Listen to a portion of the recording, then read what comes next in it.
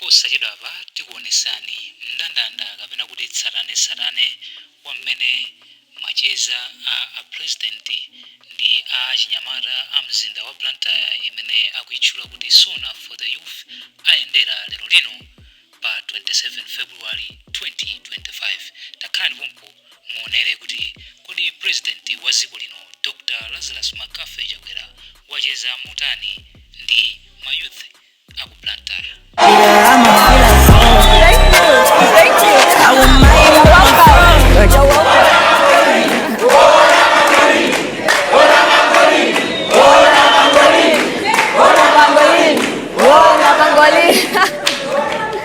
Sharp, my guy. All right. Nwata. All right. Welcome. Most welcome, please. Ziko mwambi magai monga maonela big head yafika pamala. Big guest house and big amakhala modzet. Amatelo. So, ndingobanga a quick run through our program. Tikhale pompa no bakhale abule athu Dr. Laz amene sakhale akuti yankhula mawawili atatu. After that, tibide straight into Mafunso ngati ndi mafunso ndi mwayi tsiku la lero limaga wokuti tikhoza kwafunsa directly akhoza kuti yankha komanso ngati tili ndi ndema ngati ndi ma recommendations tikhoza kupanga makamaka tsiku yayo ndifuna mabadera so ndipange welcome anthu osamena akutionera pa social media komanso pa masamba athu anchezo osiyanasiyana kama mukutionera pa X kama mukutionera pa MPC komanso masamba osiyana masanano tikulandirani komanso makamakaso Anyamata amene tilimo mu building leloli youth chwe tilimo youth chwe ati bata moto unandi after that tikhaiti kutenga mafunso osiyana ma answers osiyana recommendations tindi tikudziwa kuti nambala ya inagawidwa ngati mafuna kugawa mukufunsa mafunso pa WhatsApp pa Facebook so tikhaiti kutenga ma suggestions osiyana pa X so tikhaiti kutenga masambo osiyana zonse zikuchitika pati all right mwina tisanayambe zonsezi tingo dzutsaka ya abule athu Dr. Laz ngati ndi mawu awiri atatu oti afuna tiyankhule tisanalowe chigawo cheni chimene tatani kodi tabwerera panopa ziko. Over to you, sir. Thank you.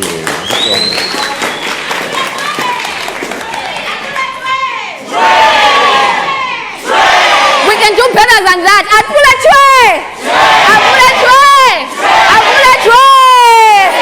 Awesome. Yes, my guy. Ndakulandirani uno kusanjika pale. Si nyumba yanu tino. Yanu. Mafana nonse mkabwera kuno muzinena kuti tabwera kwathu.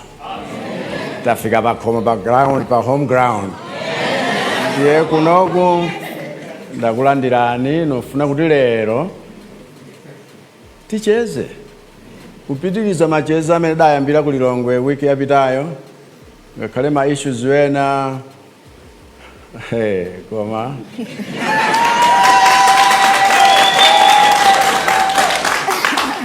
ukaona Anyamata amafanana koma pamakhala so same difference chifukwa kunoku ndikhoza kumveranso mtundu wina ndi mmeneso inu mmazionera chifukwa ngakhale anthu tonsefe ndife ofanana timakhala osiyana ndifake ngakhale ma fingerprint amakhala osiyana ndiye kuti aliyense umafunika umve mvemvemve nchifake nabwera kuno nkhani yokhudza dziko lathu ndi nkhani zofunikira koposa chifukwa ngati zinthu sizili bwino Anyamata ngati ino mumalota maloto usana ndi usiku oti zinthu tikonze motani ndiye pano pali madolo osera mpira wa miyendo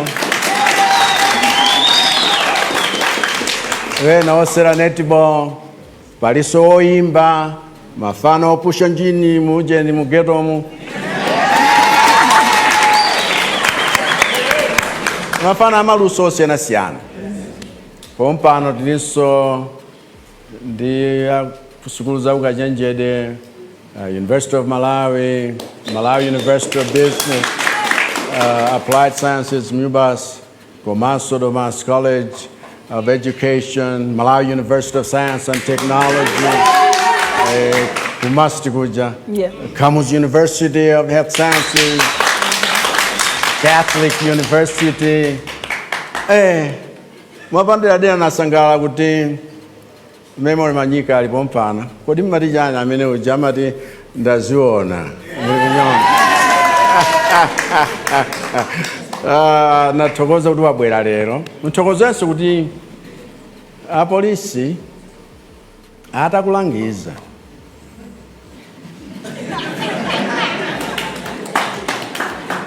kuti content yako izifanananso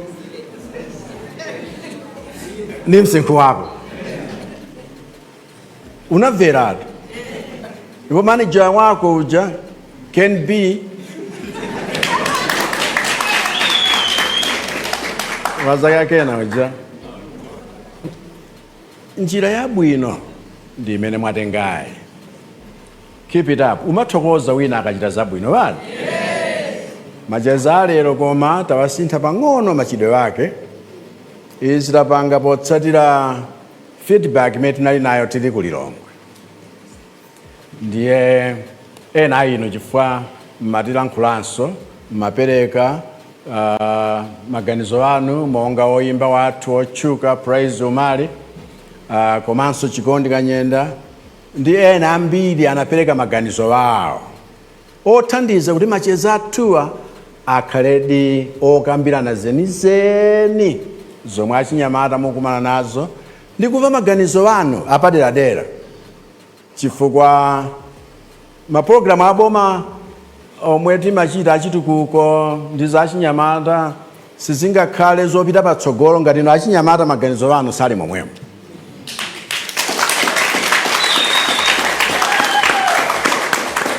Mujati manenera kale nothing for us without us. Ndiye uphungu omwe mukundipatsa macheza amenewa chifani kuzichatiratu ndikumauva ndipo cholinga changa nchakuti ngwiritse ntchito uphungu amenewo pokutumikirani. Mwachitsanzo kulilongwe kunali sabarata kunali kamnyamata kabo kochokera kunchisi Thokozani chafu mfana wa kunchisi uchi ulankhula komanso nzeru zoposa msinkhu wake. Ndiye kuti chonchi zitithandiza chifukwa amanena kuti haya mpofunika tikhale ndi youth clubs kuti achinyamata kumene kumakhalako tiyambe kuphunzira ngakhale nkhani za makompyuta ndi zina zotere. Maphunzira maluso amasiku ano chifukwa masiku ano popanda intaneti siziyenda.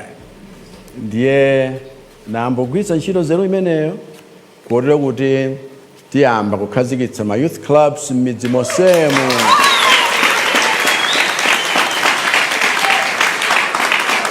Uyambira mwezi wa Mawa. Chifukwa mwezi wa Mawa uyamba nkuja. Uyambira mwezi umeneyo ma youth clubs amenewa tiyambitsa kumidzi tikambira kwawo kwa mnyamata amene uja. Abule, abule, abule, abule, abule, abule. Ndiye innovation club yoyamba tikachitire kunchisi tapeza kale makompyuta 100 tikuna tikhale mpoyambira tawayika pa youth innovation club imeneyo sabata ya Mawayi. Kenako kupita m'midzina kukhazikitsanso makalabu ena chifukwa maganizo omwe anapereka Thokozani sabata yapitayi anali opititsa patsogolo chitukuko cha dziko lino. Ndiye ma youth clubs onse monga ngati amenewa tiwawonjezera pa ma ICT centers aja tikumanga ma CDSS monse muja osiyanasiyana kuti aliyense akhale ndi mwayi. Chitsanzo china nikhoza kukambapo nchomwe maganizo anaperekedwa aja last week okhudzana za NIF. Chifukwa nkhani ya NIF yofunika zedi yobeba paliponse.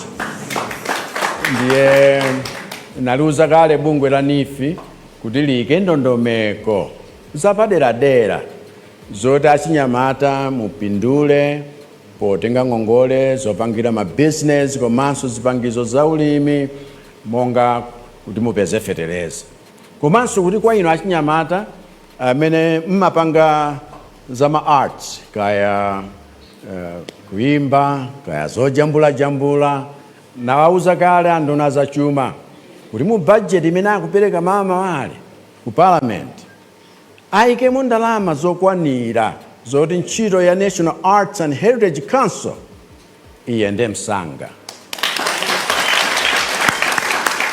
Ndiyeso ina amene mnatipatsa maganizo anu akayendetsedwe kamachezawa kuti tichulutse mwayi kwa achinyamata umalankhula momasuka na kumvani chifukwa sabata lapita adadandaula wena atangokweza manja koma opanda mpata woti akambepo afusepo komanso apereke maganizo awo. Ndiyeno ufuna kuti mafunso onse amene oti ndiyankhe koma ndizikhalanso ni mpata opereka mwayi kwa inu kuti mutipatsenso mayankho amene mukuganizira pa nkhani imeneyo. Tikatero ndiye kuti tipititsa patsogolo cholinga chamacheza mtundu umeneyo. Okondedwa mafana onse lero sindiye kuti zilipo Zilipo magaye? Mwamva chimene I say Ronnie, yeah. tiye nazo Chimene chandisangalatsa ineyo tsiku yayo njo kuti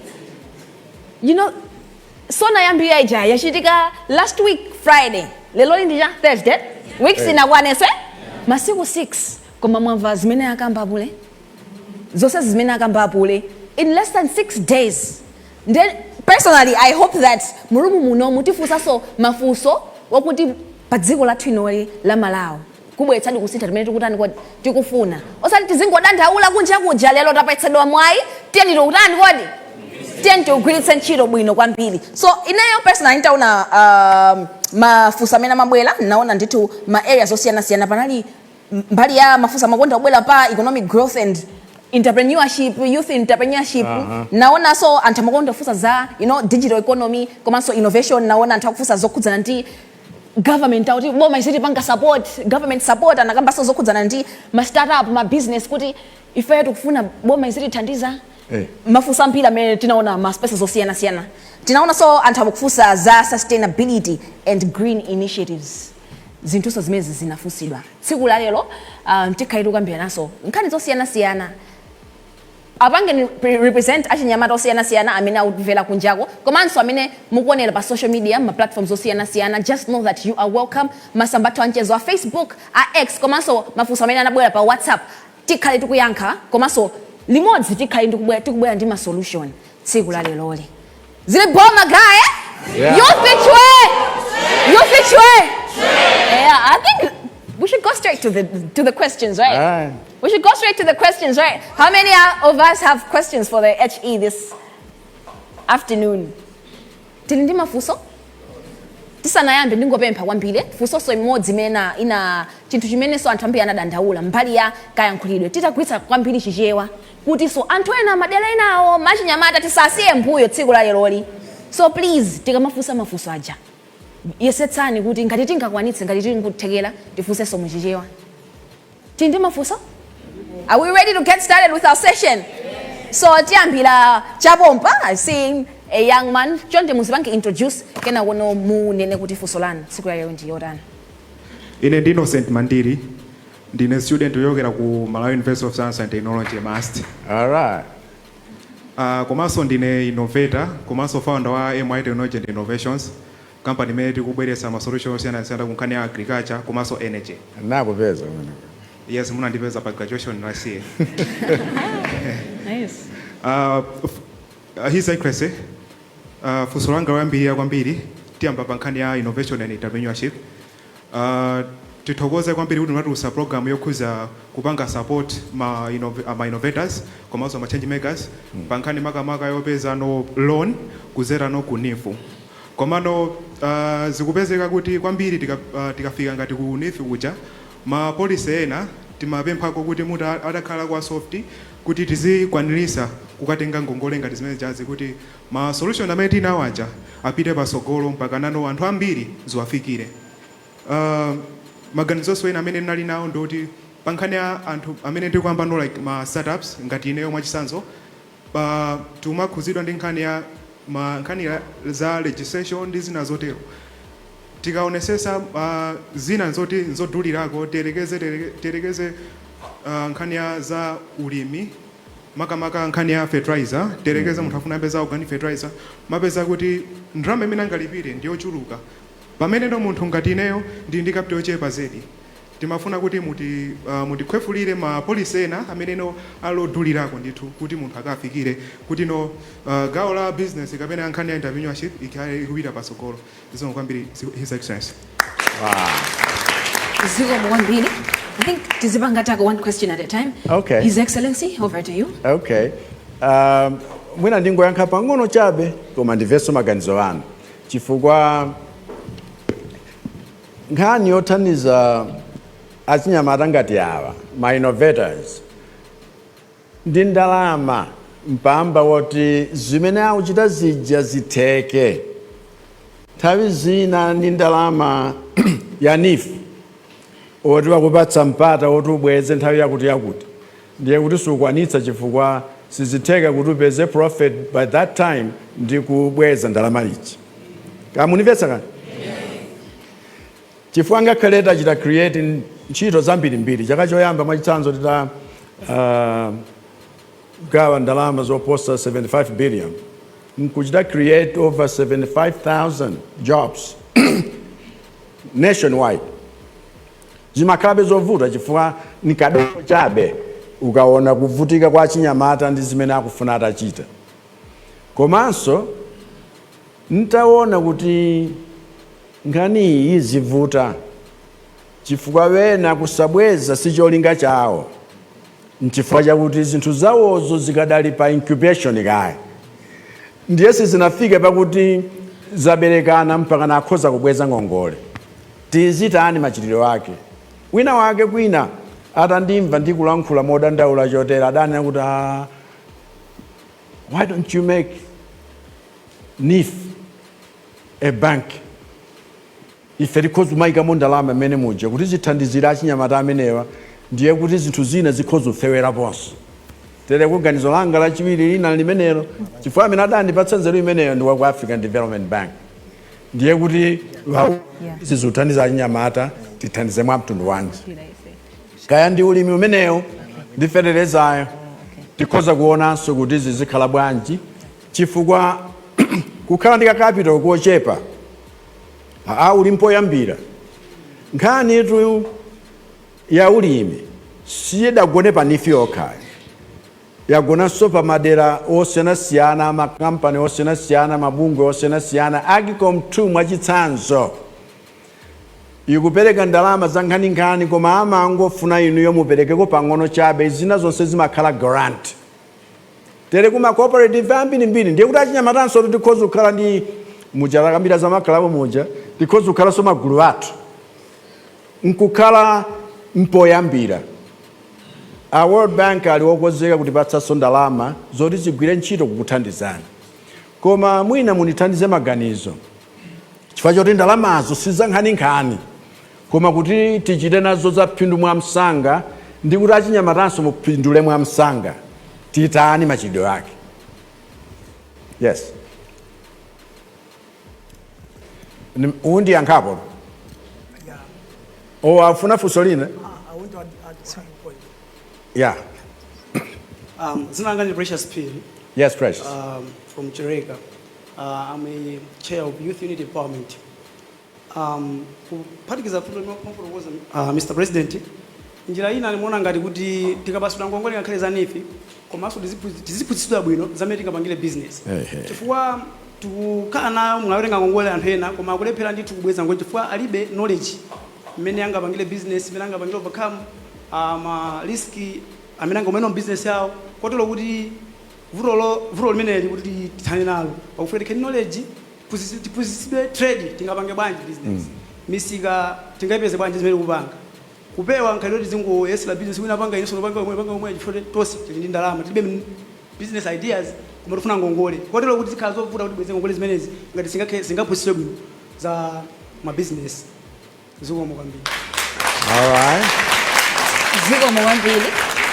Financial literacy tiphunzitsidwenso mmene tingachitire ma business, right? Component imeneyo kunifi wakhazikitsa ndipo amafuna kuti alimbikitse, ndiye kuti tiwauze kuti alimbikire zimenezo, right? All right. Mwaona anthu achinyamala timakhala ndi ideas, tikamadandaula moja timakhaza kuti tili ndi chani kodi mayankho mwayi wathu ndi uwu. Ndine Mafunso tikufuna so tithandizire kuyankha ku pa mfundo imene abwerayi. Kwambiri tikhoza kukamba nkhani zona kuti tikhale ndi capital, koma ngakhale tikhale ndi capital koma ngatibe demand ya ma service amene tikhala nawo, ndikuona ngati sizithandiza kupita pasogolo. Ndimagazo tichoyambirira pamene ugezo tikhale ndi capital ikabwera munthu akagulitsa kuti zinthu zakezo, chifukwa anthu ambiri amakhala akupanga produce zochuluka mdziko, koma akapanga produce zikungokhala 2 3 4 5 months mpaka na period ya nifija atha munthu sunagulitsa service yako.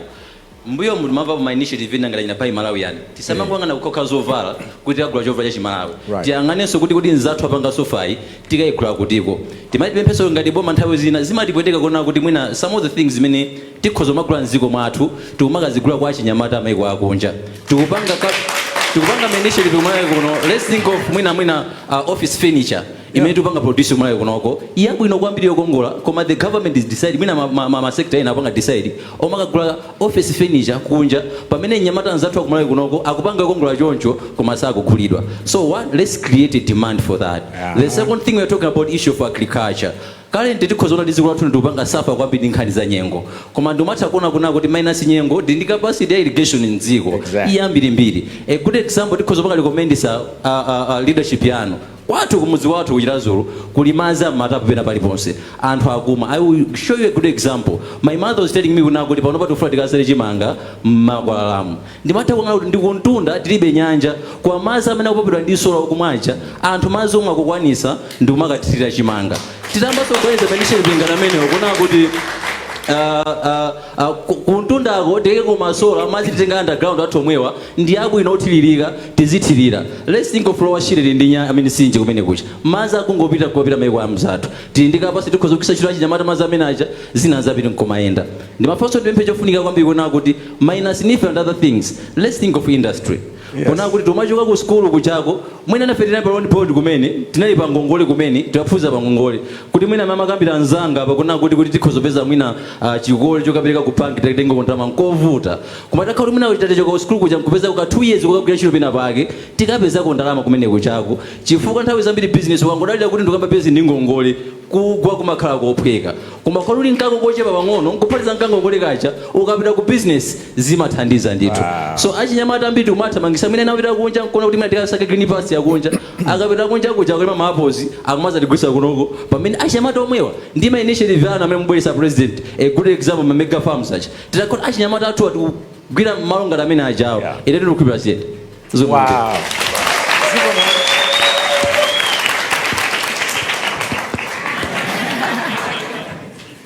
Nanga ukhala pa location pamudzi pena pake waona mzako wapanga phindu kwambiri kugulitsa mandazi ozitumbuwa, then anthu 5 muganiza kuti tingochita business imene chifukwa muli phindu, posachedwa apa muona kuti wasowaso ogula mandazi chifukwa nonse muchita chimodzimodzi. Mpofunika ati kuganizira mozama kuti kodi ife achinyamata tikhoza kuchitana support mwa mtundu wanji wakuti akupanga chiyani chimene ine ndikhoza kugwiritsa ntchito pothandiziranso business ya wakuti tokha tikhoza kuthandizana nkutukulana Malawi muno simomwemona. Mapulani abwino maganizo abwino ngati amenewa ngakhale ku ulimiku tere kuma irrigation system ndali kulinga ku Katabe kumene kuja ndakapeza ndi tutitayamba scheme imene jatayikhazikitsa bwinobwino ma graduate akuluwana ali happy kumachita zinthu zoti ziliwapindulira mtundu wonse. Zikhoza kuteka izi paliponsepo ndiyamika gogo ako chifukwa ali ndi maganizo abo akuti tisakhale kakasi koma madzi alipo apa tikhoza kulima ngakhale ulimi wa mthiriro. Zikomo kwambiri. Zikomo kwambiri. Pompa nonso tikhaliso tikuonanso masambo anchezo athu osiyanasiyana kuti kodi ma platforms athu anthu akufunsanso mafunso otani makamaka going to your excellency. All right. So pa Facebook tanda mafunso chokela pa Facebook pa sambo mafunso chokela pa WhatsApp komanso pa X mudziwesa zokuti tsiku la lero liso mwapatsidwa mpata wokuti tikhoza kufunsa mafunso komanso kupereka ndemanga zathu. Right. Alright, tikaona sapa pali funso chokela pa Facebook page yathu tsamba lathu anchezo chokela la Facebook apa funso ndokhudzana ndi sports development wafunsa ndi Msungwana Grace Indawa Kamanga from Chitipa akuti boma lanu lakhala likumanga malo oti achinyamata azikumana komanso azichitira kumasewera osiyanasiyana chokhumudwitsa nje akuti ena mwa ma project ngati awa anayima. I believe that was the interpretation. Right. Mwachitsanzo Griffin Cinder Sports Complex sikugwiranso ntchito ngati ngakhale inachititsa masewero a Zone 6. Nako ku Kamuzu Institute for Sports project ya Aquatic Sports Complex ya imanso. Ndimafuna ndidziwe kuti chikuchititsa izi nchiyani funso limene lochokera kwa Grace Indawa Kamanga lochokera ku Chitipa. Grace koma wafunsa bwino chifukwa ma project wachulawa tili ndi Zone 5 games tidagwiritsa ntchito zina mwa izo tidachita mwa khamani kuti bola zitheke. Vuto lake linali capital.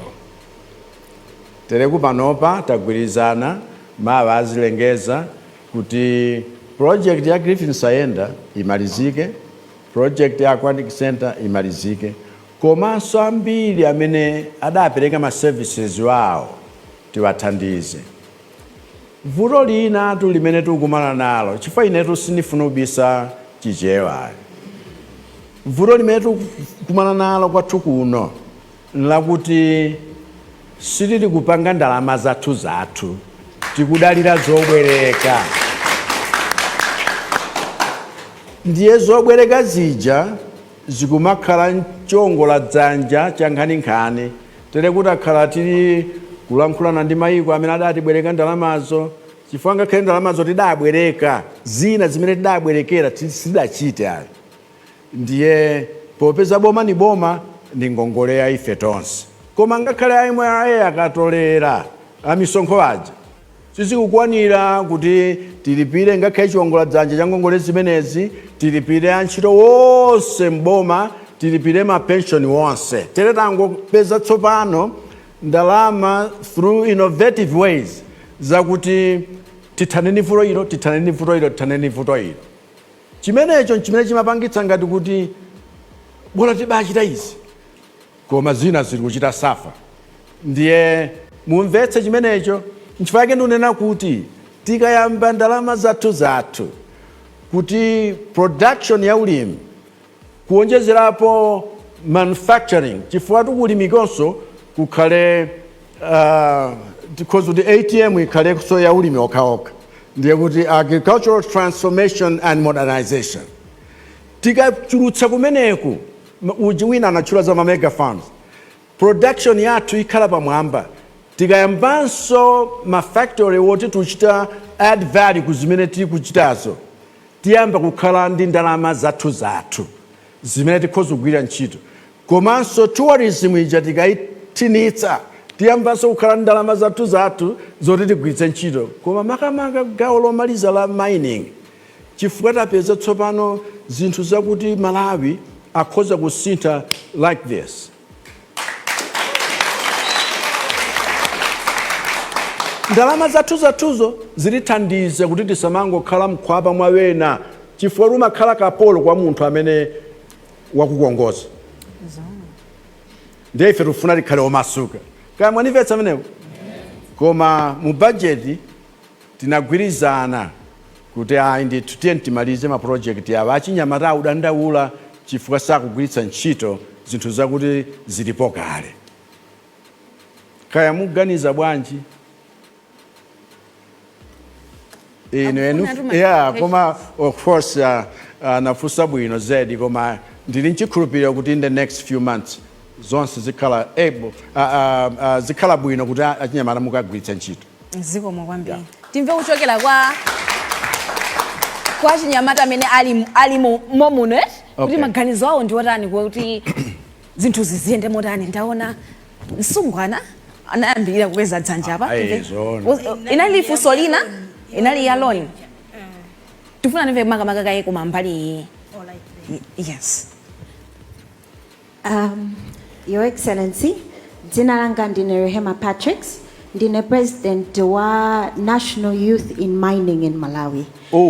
De mutachula za mining sector ndithu ndinakondwera because ndimafuna ndipange start the conversation a little bit kuti tikambirane pang'ono za the extractive sector. Yes. Imene ndi one of the highly potential areas that we can capitalize in Malawi. Ndiye ineyo anga ndi just a few recommendations. Maga bankhani ya achinyamata amene they participate or take part in the activities within the mining sector. Choyambirira ndimafuna ndipemphe nawo kuti zitha kutheka kuti thumba la nifu lingabange cover achinyamata amene who do small scale artisanal mining in the mining sector in Malawi. And if it is possible, Your Excellency, I believe that one of the challenges many achinyamata in the mining sector we face is lack of the skills and capacity. If we can have incubator programs, mumadera amene the mining is happening in our communities, to ensure that we start impacting skills kwa achinyamata kumayambiriro, making sure that we grow with them to a point where tukwasiya kuti now they are able to navigate themselves through the mining industry. Zita kutipindulira. We have so many young people maderamu who are very active in the mining sector, Your Excellency, but we lack the support. Leroli, I wanted to ask you, Your Excellency, to consider young people in the extractive sector. Kunena kuti we are ready to contribute to the development of our country. Koma, we need support. We need to also have special consideration. Similarly, managing Anyamata ku agriculture have. We talk about mega farms ku agriculture. How about we also look at forming youth cooperatives that are strictly focusing in the mining sector? Momaderatua. Thank you so much. All right. Zikomo ambira ntutu mukuyankha ndithu zinthu za nzeru wambiri zinthu zokuti zibwetsa ndithu chitukuko makamaka mdziko lathu linoni la Malawi. Zikomo kwambiri Mr. President, ine ndi Enoch Mpindeni kuchokera ku Neno, kuchokera ku kagulu kotchedwa Chifumbiri Youth Club. Gulu athu timapanga za irrigation, koma mmene azafotokozera mzangawo ndazaona kuti ndikuyenika kuonjezerapo kuti tinapeza tindalama kuchokera mwina mu 2015 gulu athu silimayenda, koma tinapeza tindalama tochepa timene panopa tikulepheranso kuti gulu lathu likule likafike pa tizipanga za irrigation ngati lokulirapo ngati dera lonse. Choncho kunkhani izi tikukamba za mining tukamba za irrigation kuti tipezeke kuno kuti tikule zikufunikira ndalama. So ma youth club ngati ifeyo kwathu, ine ndi former wa gulu limene lolo, koma kandalama kamene tinapezako tinangokwanisa kugula timasola basi kugula katanki kupezeka kuti timalizitse talephera kumalizitsa. Choncho malo moti bwezi panopa tikulima malo akulu kwambiri madzi tili nawo koma tikulephera kupitiriza. Chinthu chino chimene tinachionapo nchona kuti kutakhala kuti mwayi woti magulu amene anayamba kale chifukwa magulu ena amakhala kuti anangoyamba anangolekeza panjira. Choncho magulu amene anayamba kale atakhala kuti akuonedwa akumayang'anidwa pafupi gulu inu mapanga zakuti nkulipitiriza pamenepo, not kuti tikamukoyamba so kufuma gulu lina. Ndetu zikhoza kuthandizira kuti awapitawa afikano poti kwina kuwapitiriza okati kambe kufoma magulu ena. The other thing inali nkhani ya fertilizer. Masiku ano tikakamba nkhani ya fertilizer ni nkhani yaikulu kwambiri, koma masiku ano kwabwera mati ma biogas digester amene munthu kumapezeka kuti ukugwisa ntchito ndowe zaziweto kumapanga fertilizer yemwe ine padakali panopa mwamwayi ndinako kakang'ono kamene ndikupanga fertilizer amene ndikukwanisa kuthira more over 1 hectare wa fertilizer wa bio fertilizer. Yeah. Komanso the other side ndikupanga gas amene ndikuphikira chinthucho. Mr. President, tikuthokoza chifuna kuti munachilola chinafika Malawi muno ndipo chinakhwefuka mtengo kuchokera pa chaching'onocho system 8 kuchokera pa 1.4 million koma inenda kwanisa kuchigula pa 288,000. Panopa ndikupanga gas ndikuphikira kwina ku gas kunyumba kwathu sitingavutikenso zophikira palibe kuphikira nkhuni koma tikugwisa ntchito gas biogas ndowe zomwezi. Mbali naye ndikupanga fertilizer sitingapitenso kuti ndikufuna fertilizer kuti mtengo thumbale pabwanja ndikugwisa ntchito fertilizer yemwe amene ndikupanga choncho kutakhala kotheka kunena kuti kachipangizo kameneka ma biogas digester atakhala kuti afikira anthu ambiri zikhoza kuthandiza kuna kuti tisamaganizenso za fertilizer wa ku stolo sitingayitanisenso fertilizer ambiri kuchokera kunja zikhoza kuthandiza kwambiri. Maganizo anga. Brilliant ideas. Brilliant ideas. Brilliant. I stand in awe this afternoon. Guys. Muzibanga introduce. Of course, tuzozo rantama kutsani kai. Muzibanga introduce kinako. Mubeleka nditunde mangazana kwa gulu. Your Excellency, I'm so glad to be here this afternoon. When I saw the invitation, I was really overjoyed to come to the palace, join my brothers and sisters in the room, and have a conversation with you. I mean, what a day, having a conversation with you. Well, what a day. I will speak Chichewa, but I'm very fluent. I need to flow. So, Your Excellency, the World Bank says there are 4 elements of governance. There is accountability, there is transparency, there is participation, and I'll let the other one go because I've forgotten it. But Your Excellency, we cannot ask more than that from the government. Accountability and a government that is transparency. That's right. A lot of our youths sitting in this room, not everybody, but I know a lot of us, probably we lack a deep sense of ownership of this country.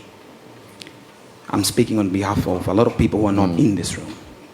Your Excellency, beyond those doors, there are millions of people who are not happy. People who are angry as I speak. And if you ask them, what's the problem? Governance. We have been given an opportunity, now I'm talking to you, my fellow youths, today, to speak to this man. You will not get this opportunity again. So we cannot be in this room and ask petty questions. You must ask what you need to ask, what you know is happening out there. If you don't, we are doomed. Your Excellency, I'm a 34-year-old Malawian man who has no other home other than this one, Malawi. Absolutely. Your Excellency, I'll tell you that I'm a man who has mixed emotions. The first emotion, I am confused. The second emotion, I am disappointed. The third emotion, I have hope. Because if we don't have hope, then we're lost.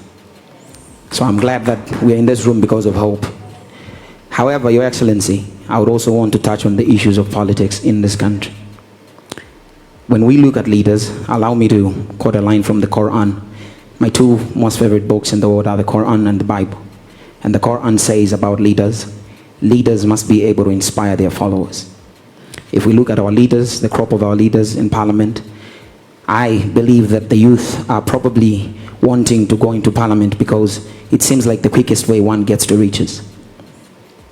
When we talk about our ministers, our members of Parliament, these are people that it is public knowledge that their pay is anything less than 3 million Malawi kwacha. But their lifestyles, the houses they buy, the fleet of cars that they buy, how do they do this? Your guess is as good as mine. Your Excellency, I will also would like to tell you that every time when I travel out of this country, be it going to America or going to the UK for my music endeavors, there are so many youths that wants visas to run away from Malawi. I cannot be proud to live in a country where every youth that I meet wants to run away. And Your Excellency, finally, allow me to quote the Bible. In the Bible, in the book of Luke, chapter 7, verse 22, there's a story of a man, John the Baptist. John was in prison and he sent his 2 disciples to have a conversation with Jesus. And in the conversation, they asked Jesus a simple question: are you the one, or we should wait? And Jesus responded. He said, go and tell John what you've seen. The dead have been risen, the lame can walk, the blind can see. He did not say, I am the one. Your Excellency, if we ask you the same question, are you the one? You should be able to just show and not explain.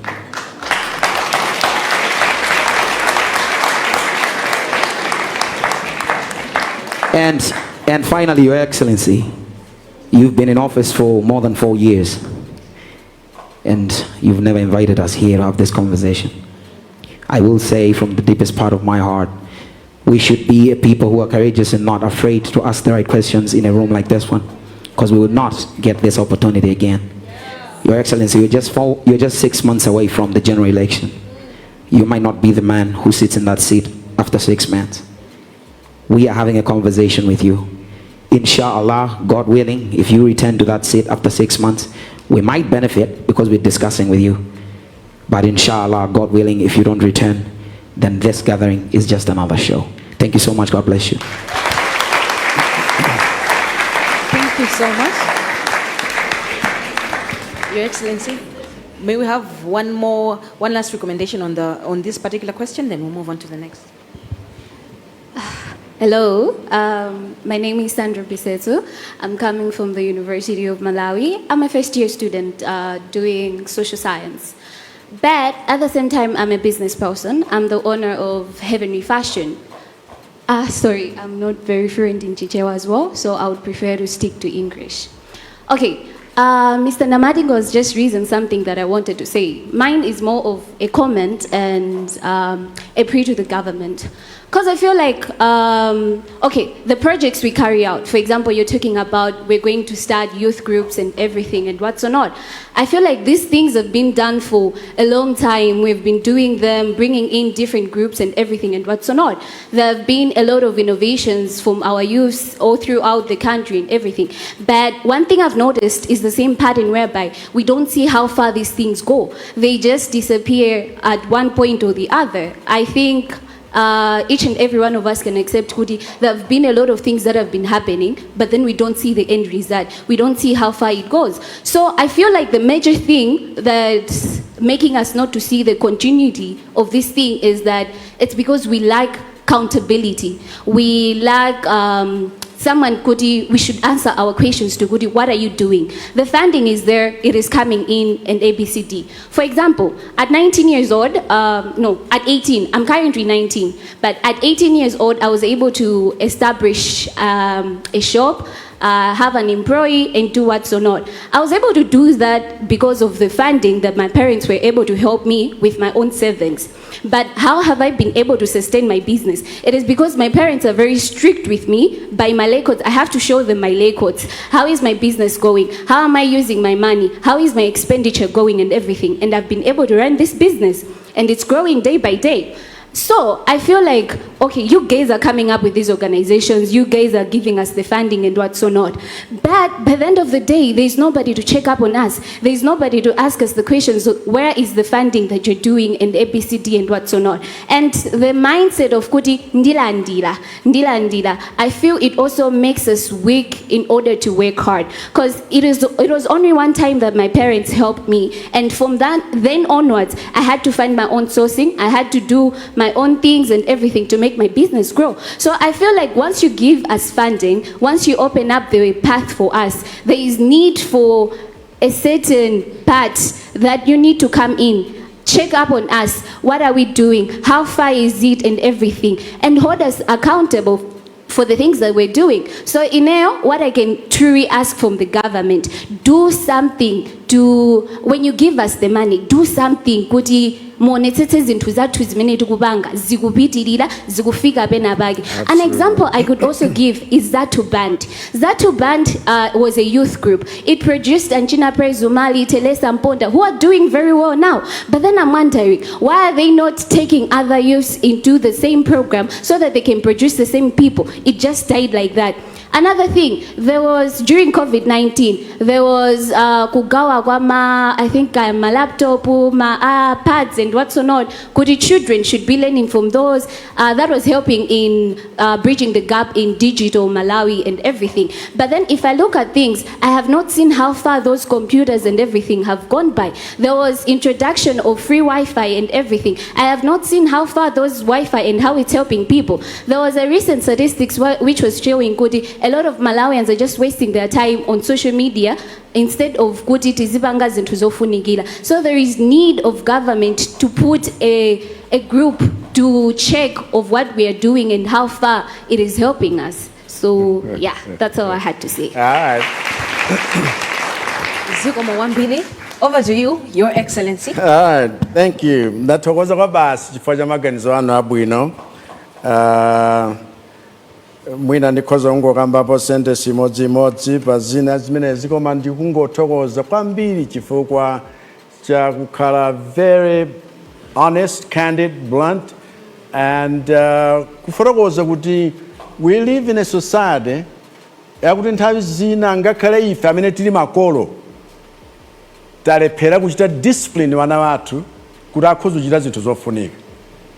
Chifukwa chitsanzo wamaliza nacho uyuchi nchakuti responsibility yochita raise family si government koma timafuna kuti government ilowerere pamene paja.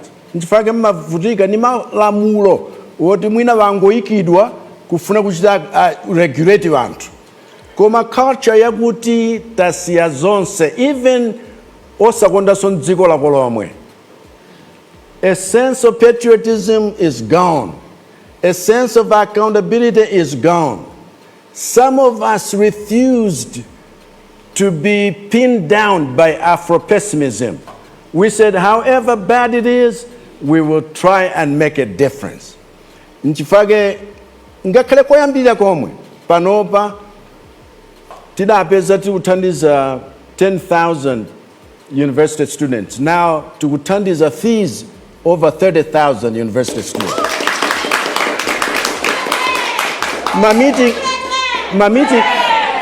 Meeting ngati yawa. Mukhoza kuwaona ngati format nkuyamba. Koma ndayenda dziko lonse lino kumakumana ngakhale ndi mavenda pamsiwo, umakumana ndi ndani, ukumana ndi magulu osiyanasiyana at their places. And so zina zimene takhala tichita implement chifukwa cha ma idea amene timakhala nawo tikamakumana ndi anthu. This format, town hall meeting. This format is a new one. Koma sikuti nkuyamba. Ine ndi Anyamata ni ketekete. Mpage ndikapita ngakhale ma university, nthawi zina ngakhale kungopita mwina graduation kwakuti. Ndaona zitsanzo za Anyamata amene amayimirira nkulankhula kuti ife kupyolera mwa maphunziro wathu ndi zimene takachita kumudzi. Lero ndili pakuti ndikulemba ntchito wakuti. Zugwira zinthuzi. Nthawi zina nchifukwa chake kuti tikungofuna ngati sikadachitike kakuti ndiye kuti sizidachitike chilichonse. Kamtima kamene konso nkofunika kuti katithandize. Ine nthawi zina ndali ni wachinyamata wina atabwera akuti munithandize. Ndayesera zonse palibe chikugwira. Ndiye ndati apepa mwananga. Tandiuzako zinthu zitatu zimene wayesera njani. Nkuona kuti ausowa nchone na chomwe. Ndikuti ayi Mafunso ukhoza kukhala ndi mayankho iwe. Tiye tiganizire limodzi ma possibility ndi amtundu wanji. Nchifukwa uchita zimenezi. Muja naperekera chitsanzo cha Anyamata amene akugwira ntchito kulinga damu. Chitsanzo china Anyamata wena na apprenticeship kwa Dzombe kudowa. akugwira ntchito zotamandika. Achinyamata wena ali ndi mafarm akuluakulu pano pa akulemba anzawo over 120 chifukwa chakuti zimene adayamba potere. The young shall grow, akufika potere. NIF kale kudali ngongole osiyanasiyana zachinyamata kubweza zimavuta mtundu wonse chifukwa anthu amangozitenga ngati anzandale tidakuvoterani ndiye mutipatse. Lero NIF has the highest percentage ya achinyamata amene akubweza, over 70%, kale simafika ni 20% yomwe mukapereka ngongole ku anthu. Ngongole izi tsopano zikukhala revolving kuthandiziraso wena kuti zawo ziziyenda. Pamene sinachite bwino tiye tipeze zifukwa zake. Nchifukwa ndikufuna kuti muzilankhula bwinobwino kuti apa mtakoza apa zikhoza kuthandiza, apa mtakoza apa zikhoza kuthandiza. Nchifukwa tutumikirana, nchifukwa mwayitanidwa kunoku kuti inunso mkambepo maganizo anu. Nthawi zina kungokhala ndi Mubas kapena kungokhala ndi Unima kapena kungokhala ndi Ruwana sizithandiza, koma tichulutse maganizo wonsewa abwere pamodzi alumikizane ndimve zimene zikuvuta zinziti. Nchifukwa ndimatenga manotsi kuti zinithandize. Zikoma kwa basi. Your Excellency, paliso funso linatu mongokumbutsana makamakaso kwa anthu amene atiwonera pa social media mukhoza ndithu muli ndi mwayi tindi mpata tsiku ayeroli anakambaso kale na madingo zokuti tsiku ayeroli mafunso athu mafunso osiyanasiyana amene tinawo tindi mpata kuti tikhoza kutani kuti tikhoza kupereka pa Facebook, pa WhatsApp number ija ndi imene inaperekedwa pa X iso mpata watani kodi mpata watipatsidwa komanso achinyamata usa amene tili munomu mwaiso ndi umeneso tikhoza kufunsa mafunso osiyanasiyana, not just questions. This is not about the state president just answering questions. Monga ninena kali kuti we are bright and innovative people. Dife anthu amene tingapereke ma ideas, ma solutions iso kuti Malawi ino yende ngati tikuona zoti pena pake sizikuyenda po ife ndi imene tingatani kuti tingabweza solutions amenewo. Ndikaonanso pa tsamba lathu la mchezo tsamba lathu la WhatsApp naona so mafunso osiyanasiyana ndi funso ochokera kwa Mayeso John Kalinde kuchokera kunchewu atiwawa kumpando. Tine Mayeso John Kalinde kuchokera kuno kunchewu kwa TM Mpando mmudzi mwa amfumu Adoviko kutsangano. Ndimafuna ndikupempheni kuti mutikumbukire ife alimi akachewere kuti gayira ngongole za NIF oneka zoti nkhani ya NIF tu ya jema akuti poti gayira ngongole za NIF za ulimi kuti tikhale odzidalira patokha komanso kutipezera misika yakachewere yakunja kwa dziko linoli exporting goods. Pomaliza ndikuthokozanso chifukwa ndikudziwa kuti mmene ndakudziwitsiranimo muchitapo kanthu zikomo.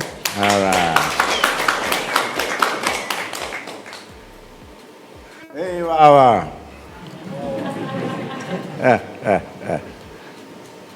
Chifukwa tu ukakamba zakachewere kanyezi ndi zinazo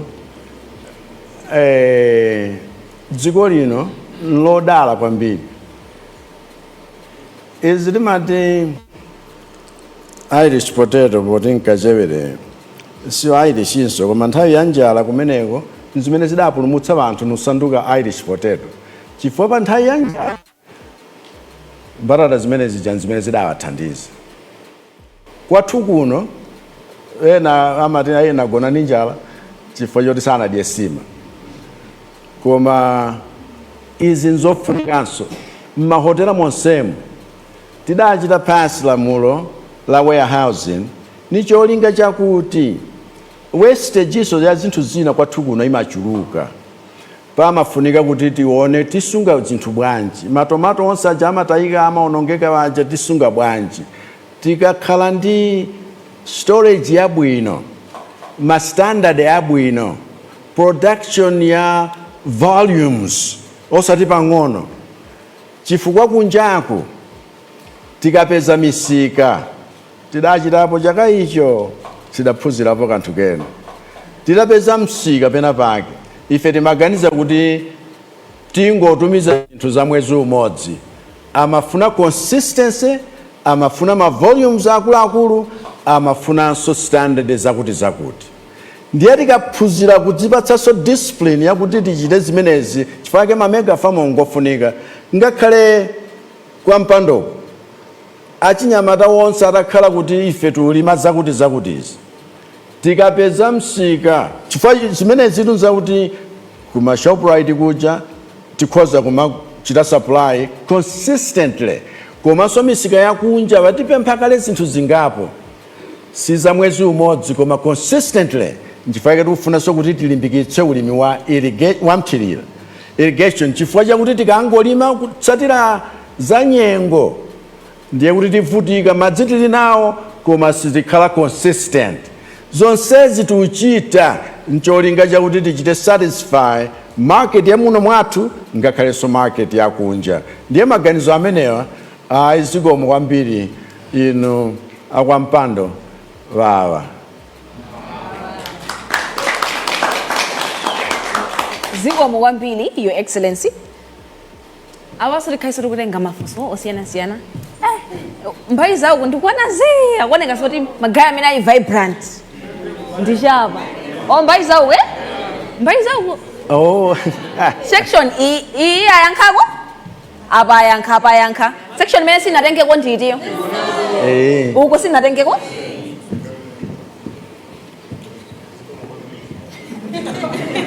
Mwayimirirato. Want ozikomo kwambiri. Choyambirira tithokoze apule kuti mwatiyitana kuti tibwere malo ano. Ine dzina langa ndi Ankhoseunda. Ntchito yanga njoperekeza anthu kubanja ija pa Chingereza mati MC komanso mmachita za ndakatulo tinenso ntolankhani. Ndugawireni kankhani pang'ono kuti funso langa limveke. Osadandaula ndikonza.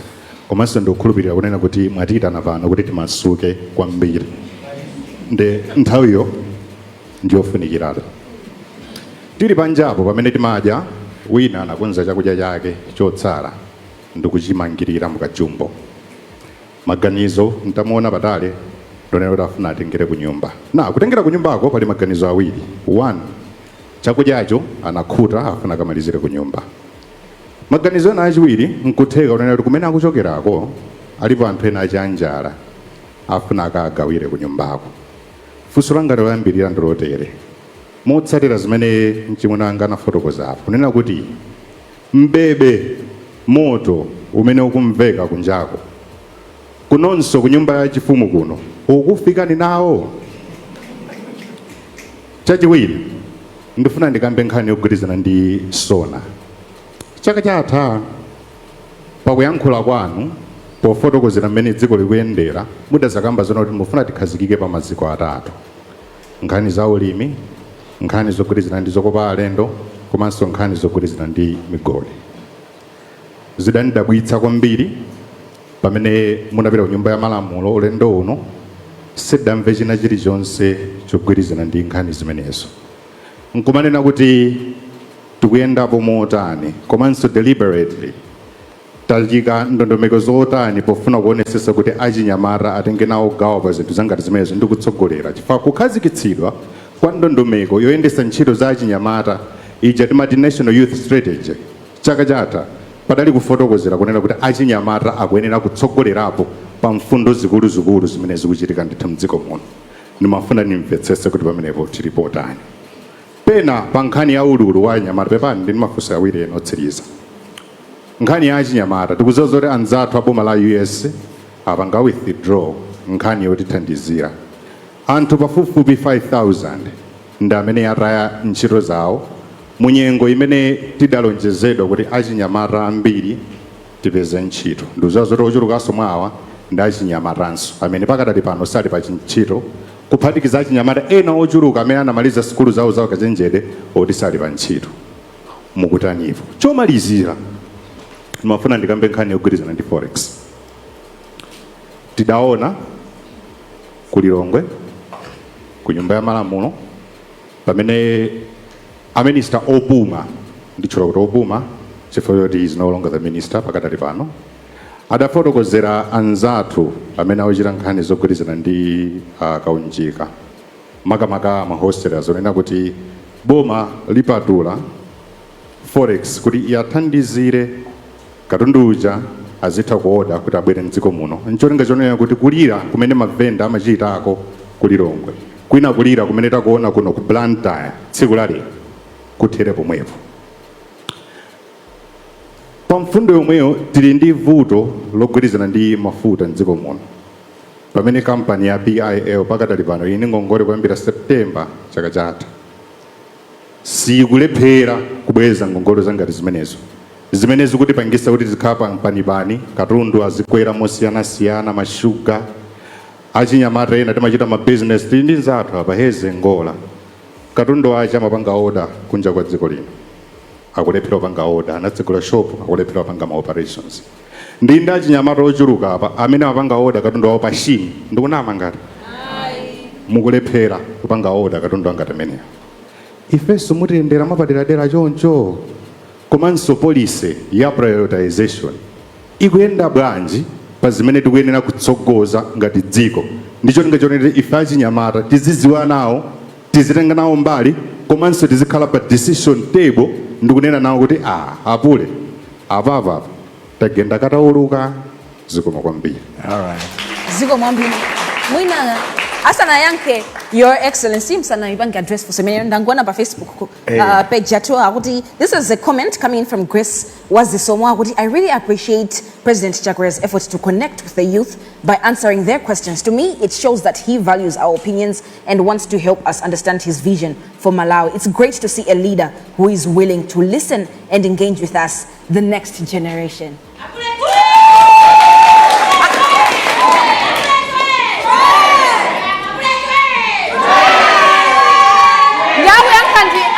Ndiaba ababalisi abasobalisi abulechwe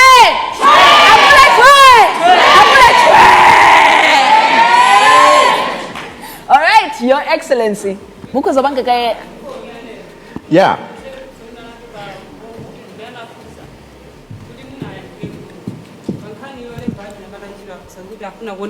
muna monesesa bwanji kuti achinyamata mwalemba bwanji ntchito mwina pafunso limeneyo ndingowonjezera funso nazo kuti achinyamata ena akudandaula kuti akafuna kuti alembedwe ntchito amafunsidwa kuti apereke kena kake kuti alembedwe ntchito mwathandiza bwanji achinyamata pavuto limene ponesesa kuti kaya iye ndosauka kaya ndolemera akupezeka mwayi kuti walembedwa ntchito. We'll go through another round and then okay. All right. Okay. Ndingowonjezerapo so pafunso yomweyo. Pali anthu ena amene anamaliza kalikali maphunziro awo college makamaka aphunzisi akungokhala m'mamizimu koma yeti government komanso mabungwe akulimbikisa achinyamata komanso anang'ono kuti azilimbikira skulu koma yeti akumaona kunena kuti mizimu muli anthu amene anaphunzira akungokhala kumakumba mbewa kumapanga zinthu zosadziwika bwino iwo atenga bwanji mphamvu yakulimbikira maphunziro chikhalire ni anthu omwe ali ndi ma degree akungokhala ku nyumba palibe chimene akutani akupanga. Chinthu china ndi nkhani yokhuzana ndi loan yomweja achinyamata ineyo ndimakonda kucheza kwambiri ndi achinyamata over 100 chakuti amene ndimacheza nawo timakhala kugawana nkhani za umoyo ndikumva maganizo awo ndikuthandizana moyo wa tsiku ndi tsiku kuti ziyenda bwanji.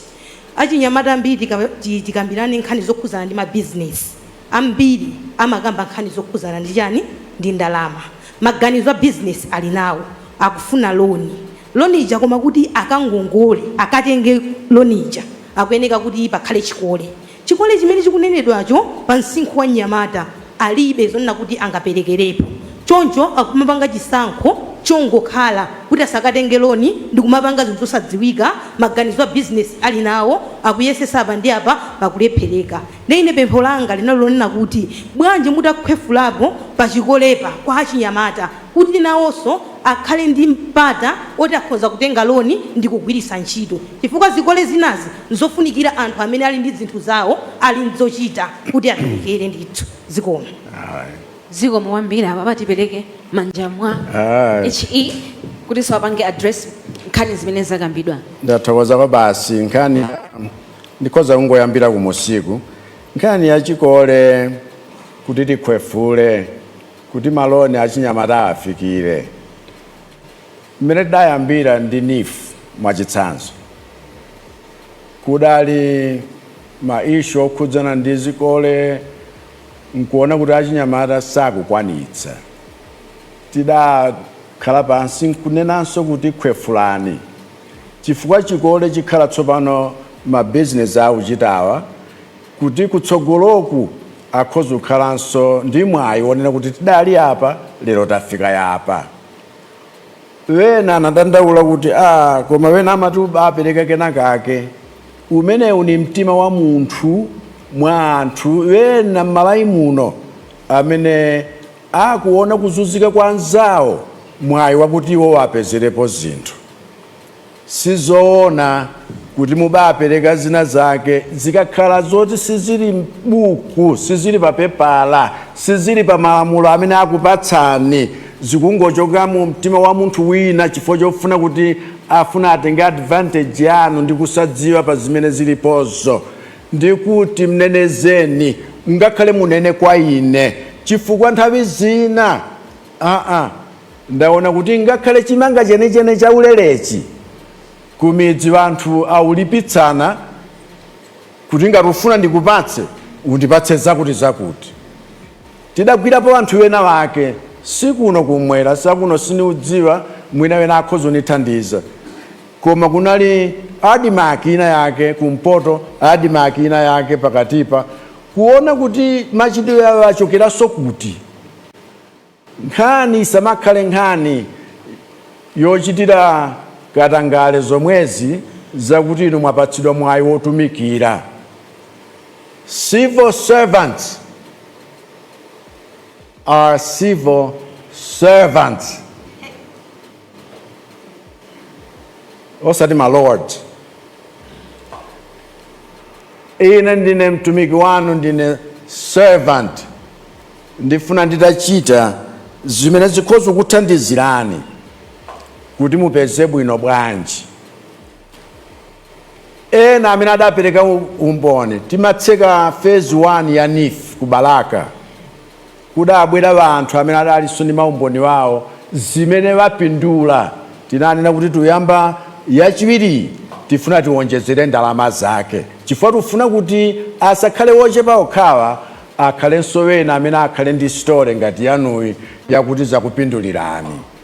Iwo amene ali kusamalira chifukwa choti wathandizika saliyense amene ali kale ndi mapulani wokonzakonza ambiri angofuna ntachitapo kanthu koma mpofunika mulankhulira wina kaye poyamba kukhalabe ndi mapulani kuti wina akuthandize kupempha kuti wina akuthandize siku lako ayi nzeru za yekha adafika sima m'madzi mpofunika tithandizane tikakhalanso zimathandiza nkhani ya accountability.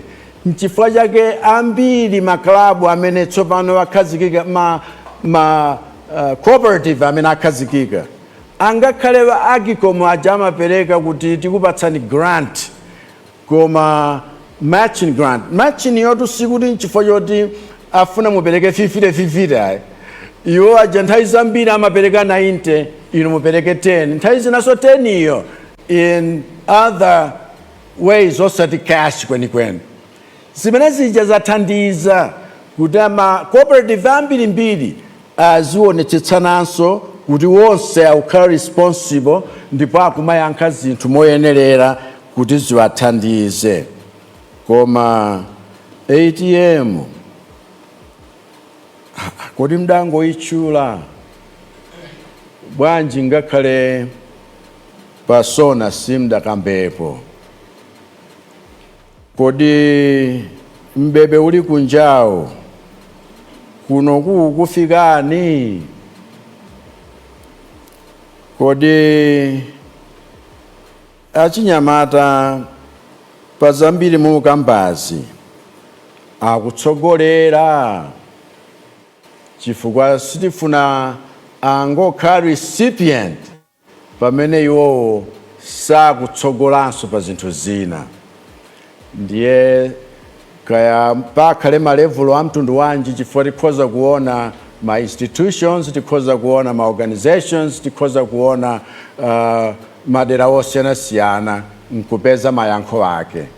Koma ngati pali president amene walimbikitsa ntchito zakuti anyamata amasuke, ntchito zakuti azimayi azindikiridwe, ntchito zakuti malamulo atsatidwe kolingana ndi zimene zikufunika mukuchita ma comparison. Nkhani yakuti kodi forex ndi anthu chifukwa amene anayendawo ndi mavenda ena amagulitsa makaunjika, ndipo nkhani ya mafuta, nkhani ya ma prioritization mumachita bwanji. Nthawi zina imakhala nkhani yakuti pa emergency ngati pano kale tinali ndi mabasi public transport, ndiye mabasi aja ukalowa umawerenga pena pake kuti pa ngozi kankhani galasi, sikuti pamene paja mpotulukira koma pakachitika ngozi mpamene mukhoza kukankha kuti mumasuke zinthu zikathina. Ndiye nthawi zina nkhani ya emergency nije yakuti the door that squeaks is the one that gets oiled. Chimenechi chimatipangitsa kuti tizingokhala from one crisis to another.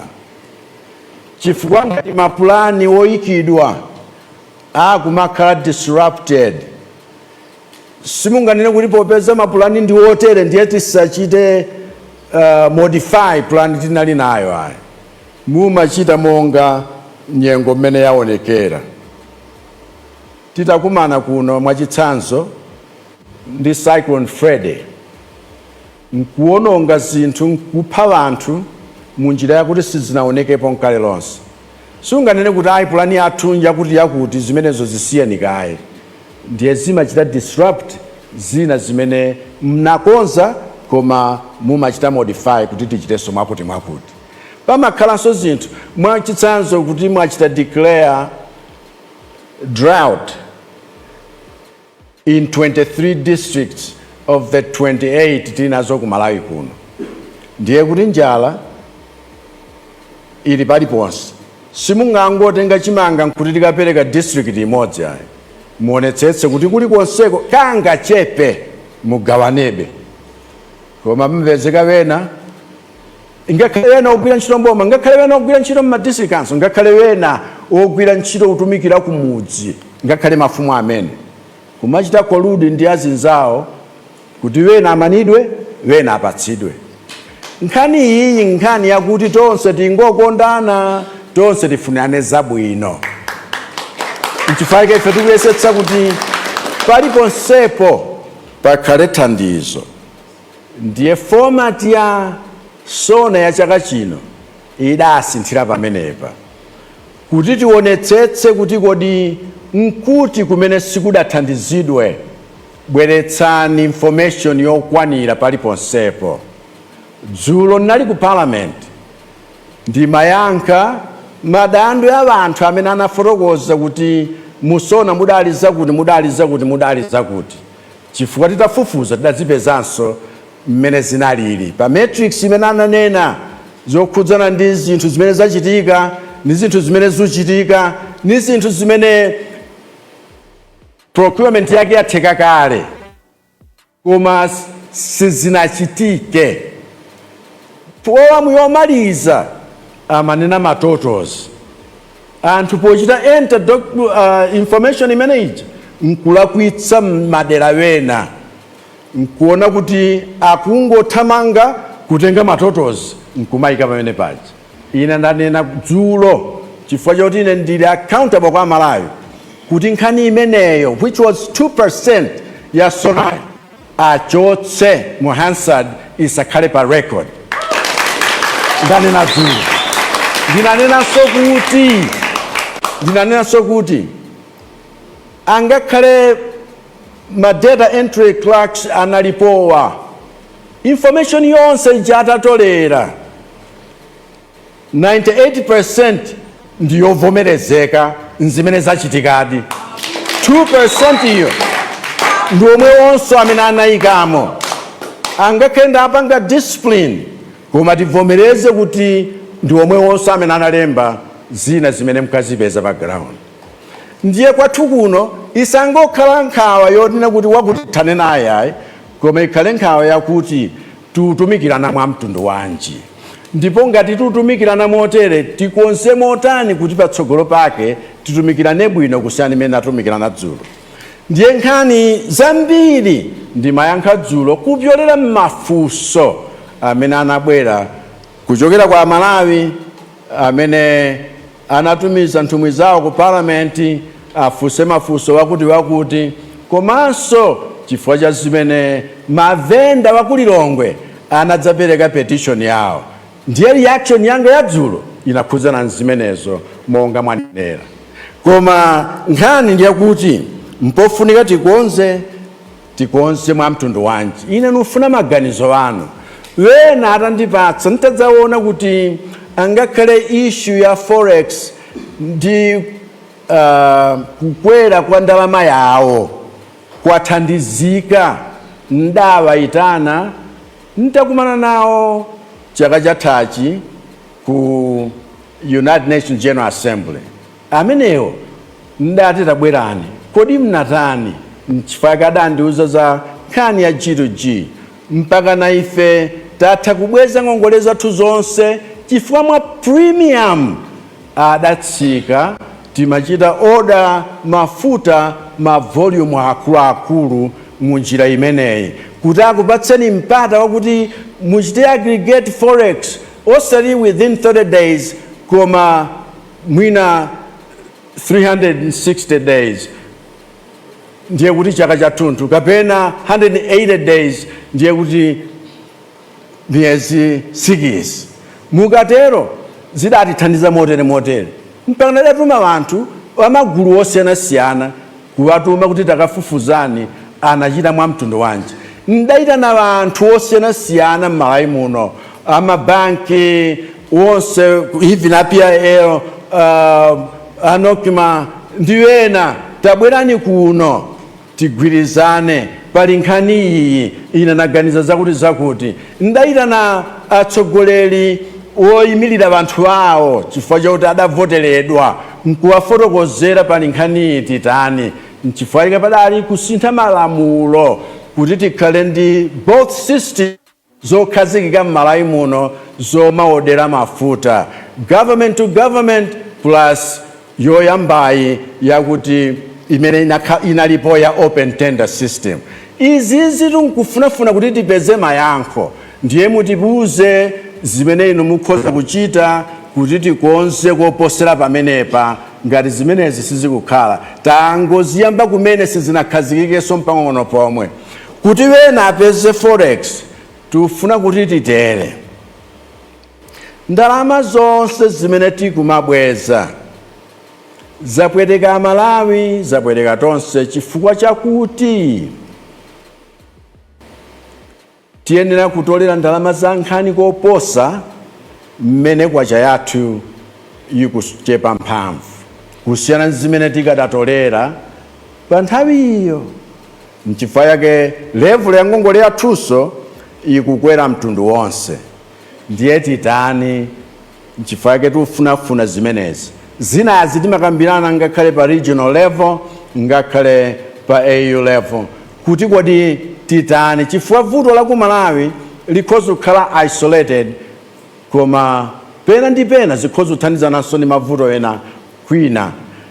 Nkhani yakuti chaka chatha vula idavuta inativuta kwambiri kwathu kuno, koma kwina idavuta chifukwa chakuti mphamvu ya magetsi mwachitsanzo imadalira madzi oyenda mu Zambezi. Zambezi ataphwerera vuto linali limenelo. Nchifukwa yake maiko wena ngakhale load shedding ndi maola akuluakulu ochuluka kusiyana ndi kwathu kuno. tikuthokoza chifukwa chakuti kuno zina ziyendako koma sizili bwino, anthu akulira chifukwa zina sizikuyenda bwino. Tiye tiveze mayankho tonse amene tikukonda dzikoli kuti tipite bwanji patsogolo, tichite prioritize chiyani zakuti achinyamata wenano chifukwa chinaso cholinga chimenechi chakuti nkamva maganizo anu ndinene kuti koma uyo ndi uyo akhoza kuthandizira pa maganizo akuti ife akuluakulu zutipomboneza. Nchifukwa chake machezawa tinatero kuti akhalepo.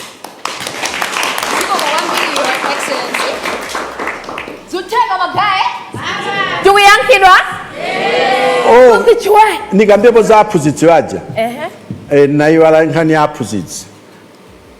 Ife ngakhale budget imene azinena mamali tayika ndalama zoti tilembeso aphunzitsi ambiri. Aphunzitsi amene alembedwa ndi administration ino ikuposa aphunzitsi amene adalembedwa kumbuyo konse kuma administration wawo. Aphunzitsi amene akwezedwa na administration ino ikuposa aphunzitsi amene adakwezedwa kumbuyoku. Izi tuchita monga mwakuthekera monga nanenamu chifukwa chokuti ndalama sizikupezeka zonse zakuti muchite zinthu zonse nthawi imodzi.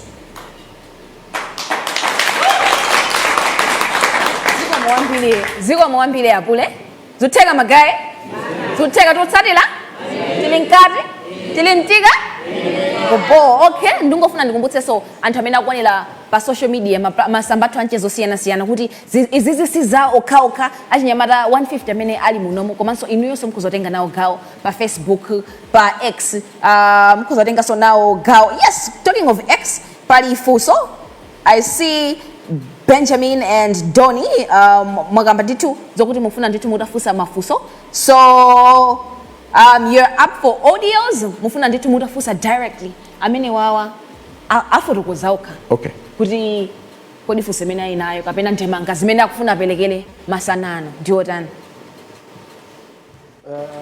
Thank you. I hope you can hear me. Bagai, ndikumva. Yeah.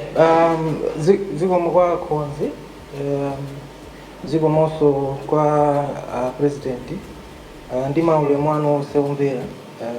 Omwe mvera bano. Mundilo ndiyankhule m'Chizungu. Chifukwa kufuso langali. I'll be more articulate in English. Mr. President, pomwe mayimira o president, inuyo ndi administration yanu munalonjeza kuti you're going to root out corruption Malawi. And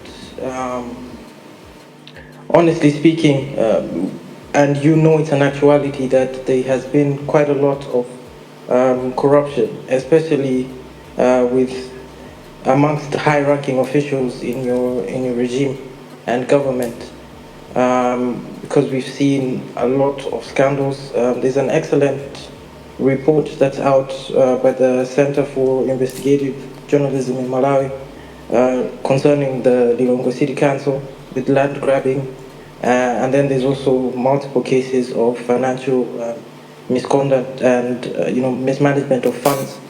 So my question to you is, why has your government failed to act decisively against these corrupt officials, and how do you justify the commitment that you made to the Malawians on accountability, because these cases keep going unchecked? And also, just to add on, I speak for many people saying that we want you to answer the questions and not go around the questions. Thank you very much, Mr. President, and all the best. Thank you.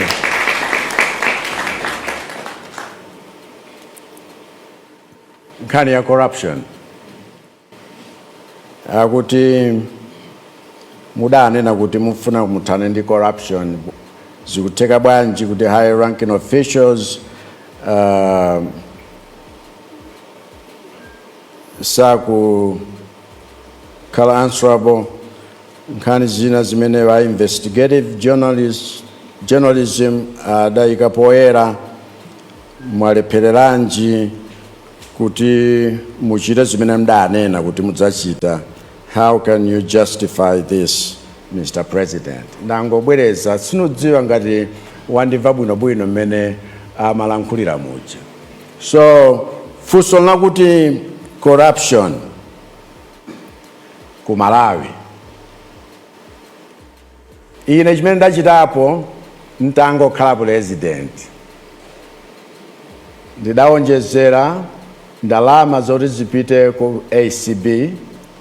Tidawonjezera kulemba anthu antchito oti akhale ku ACB.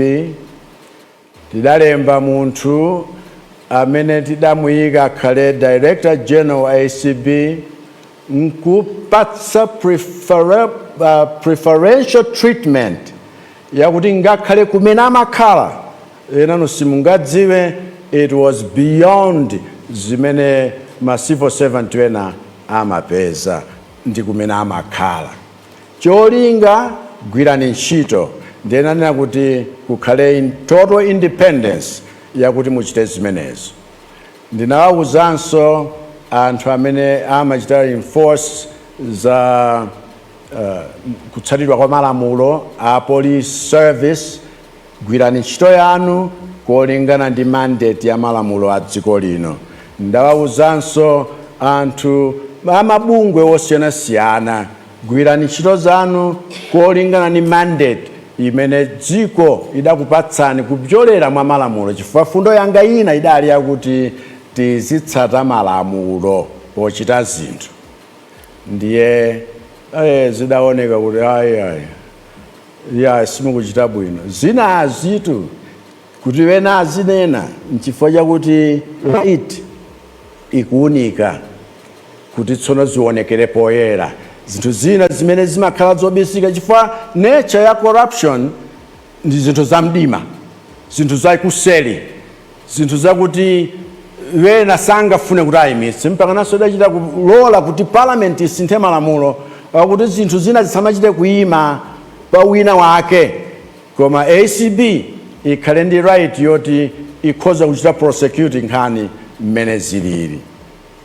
Ndiye ndikuwuzeni kuti mukayamba nkhani ngati imeneyi imakhalanso ndi wena amene safuna kuti ipitilire bwinobwino, basi mukapeza kuti akuononga ma evidence nisaiziona kuti akapita ndi nkhani ku polisi kapena ku court izikaoneka kuti umboni wake uli kuti. Chifukwa ku court it's not emotion, it's evidence. Ku court sizongoona kuti uyu ali corrupt, ku court nzakuti tipatseni umboni wake. Kutsata malamulo kumakhala ukhozo nena kuti ndi advantage yake imeneyi yakuti saona nkhope ya munthu ayi. Ndiye tereku panopa lamulo la whistleblowing lija lofunika kuti litsatidwebe kuti liyikidwenso. Ingakhale lifestyle audit ndifeyo rutupanga zimenezi kuti pakhale manyo yake. Manyo inabwera ku cabinet nkuze nkoni zina nkuona kuti yangotenga civil servants kuti audit ikhalenso ndi wena wonse, chifukwa wenawo kuti akhale corrupt amakhalanso corrupt ndi anzawo. Ndiye mpofunika kuti ikhale generic kuti tiziona kuti kodi chuma ichi mwachita nazo izi mwachitenga kuti chifukwa mujananenera wina yapa tudziwa salary yanu, koma mukakhale ni property ya mtundu meneyo kuzemba kwina kumachitika chifukwa chakuti malamulo yake ali kuti. Tinavutika ife kuno. It's a different issue, koma by way of example. Tinavutika kuno titayika maliro anthu nthawi ya Cyclone Freddy.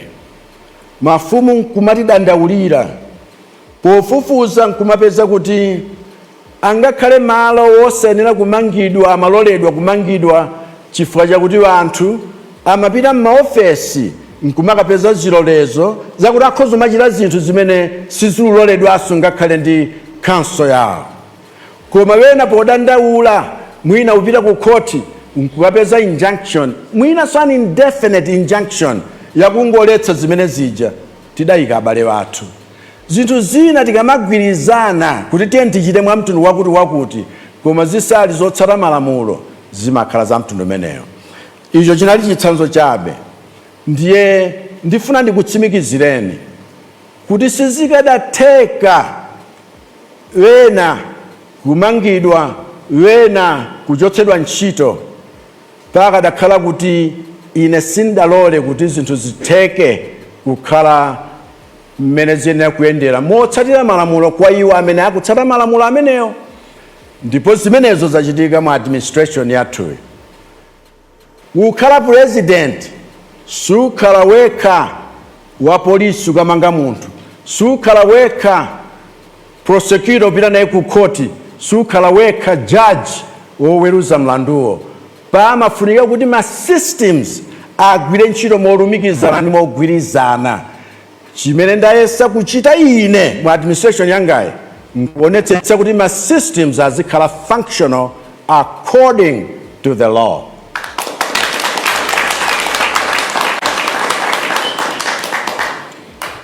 Alright, tisanapite ku audience, tudzazo kuti audience muli ndi mafunso.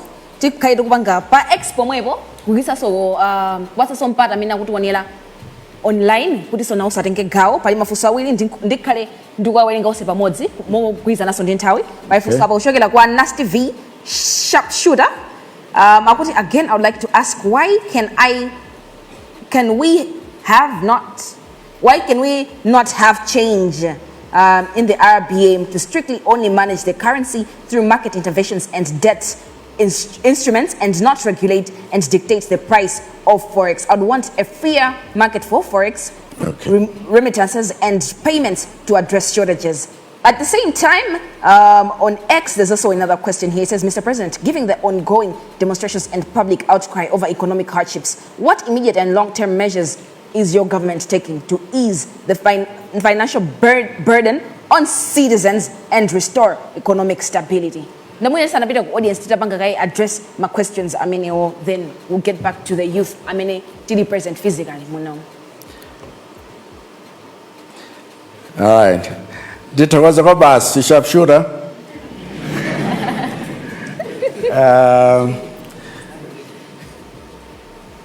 RBM ndima regulation.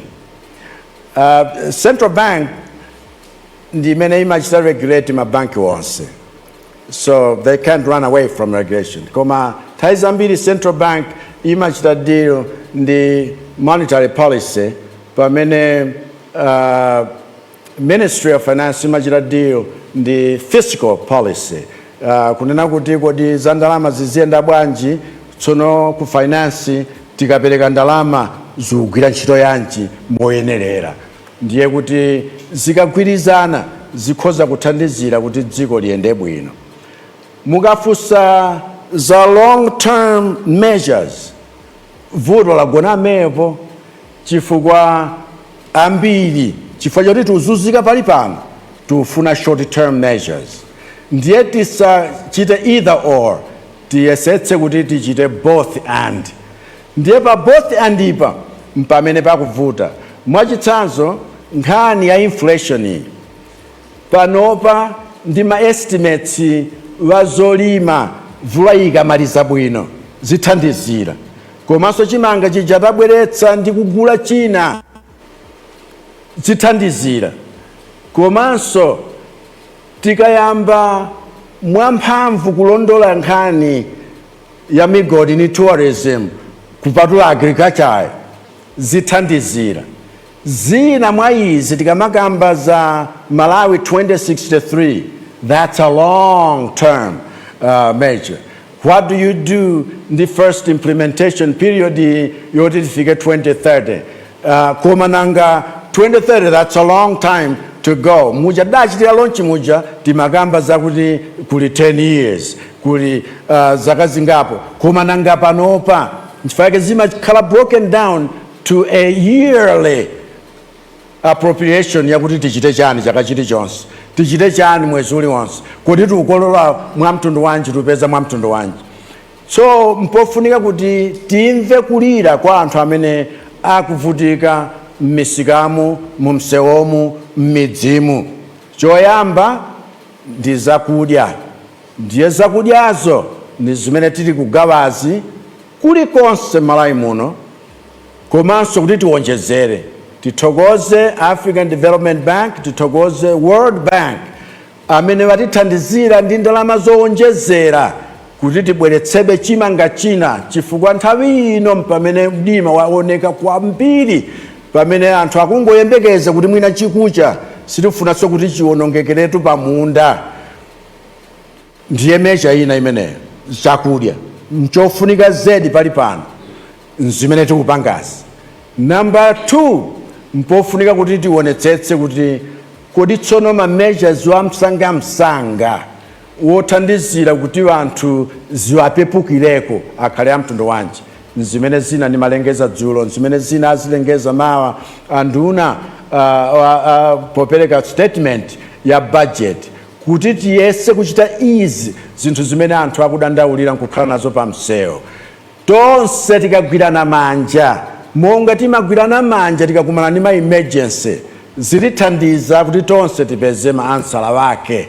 Nchifukwa chake ku MCCI kuma business people kuti tuwaitana wonse monga takhala tikukumana nawo kuti tipeze njira zochitira. Inu achinyamatanso mukhoza kutithandiza kuti nenike pa maganizo wanga pamenepa kuti zinthu izi tisachita either or.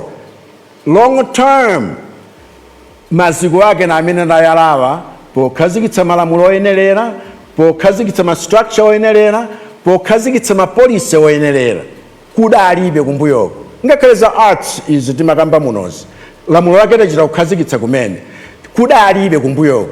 Ndiye tikufuna kuti titsate tsopano osati kukoma mtima kwa munthu ayi koma lamulo loti likhoza kutithandizira kutipatsa guidance. Izi sakuti kodi bwanji akufuna kulowerera motere ma regulation asiyana ndi lamulo.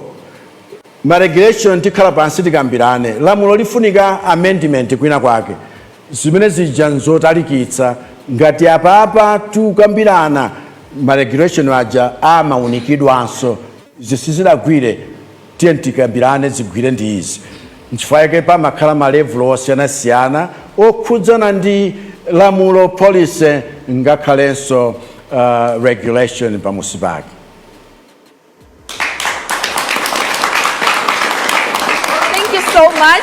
Thank you so much, Your Excellency. Magai, mafunso linawe komano nthawi magai tapemphe apule awali pompawe mutsogolo muno mwatipangileso zizichitika alipompa timutapempha mukhoza tikufuna magawo ma platform ngati amenewa azipangapange chifukwa nthawi 2 hours kuchepa uzoneka zokuti monga mukuonera Your Excellency.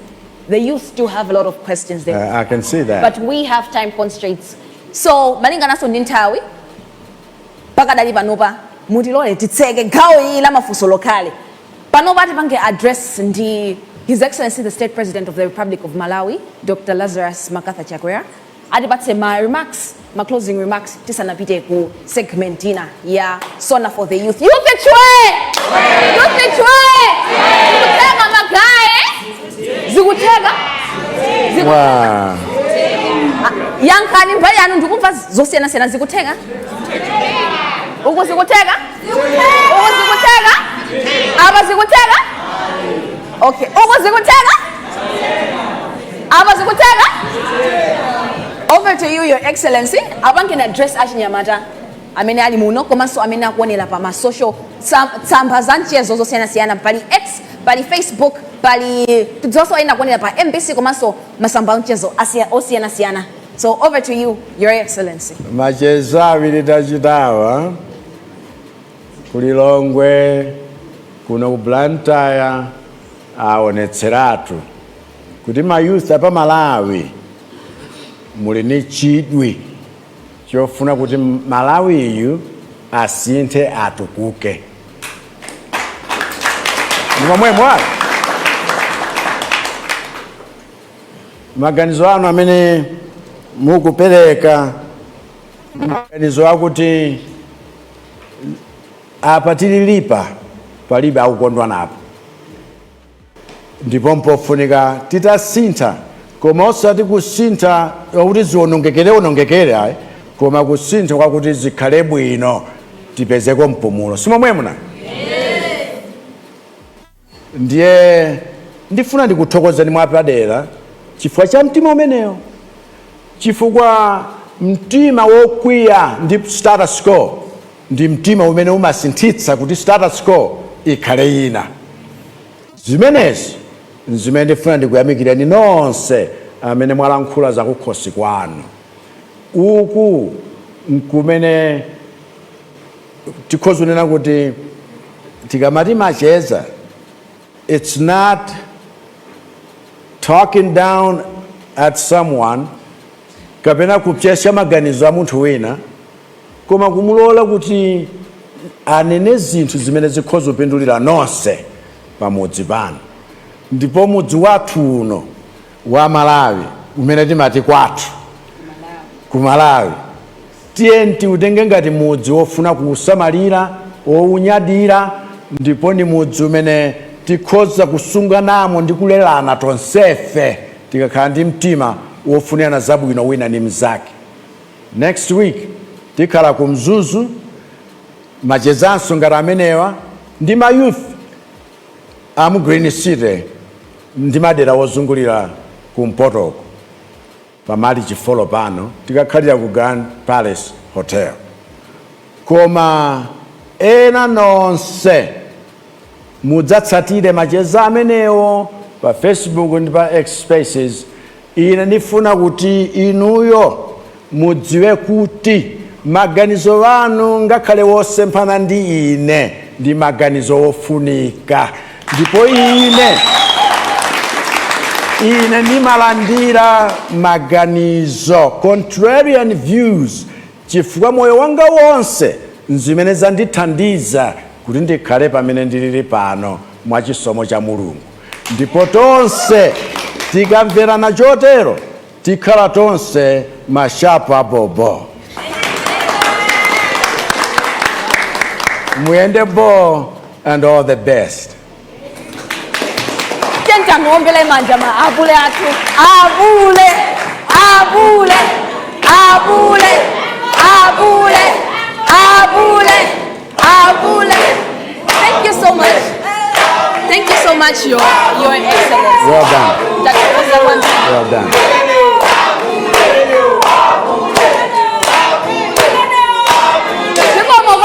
Wina angafune selfie kapena. Kwambiri a president akuti tu amena kufuna selfie. Kapena ngatanga kufuna. Aba kufuna.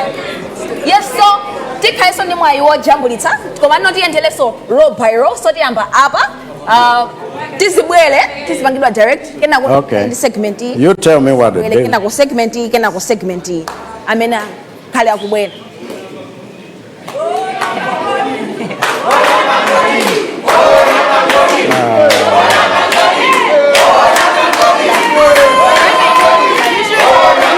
I should do a tap here. Yes, right there.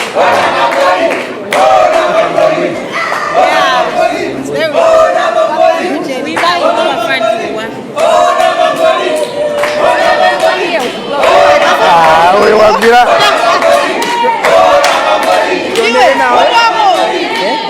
yes, it's a paper.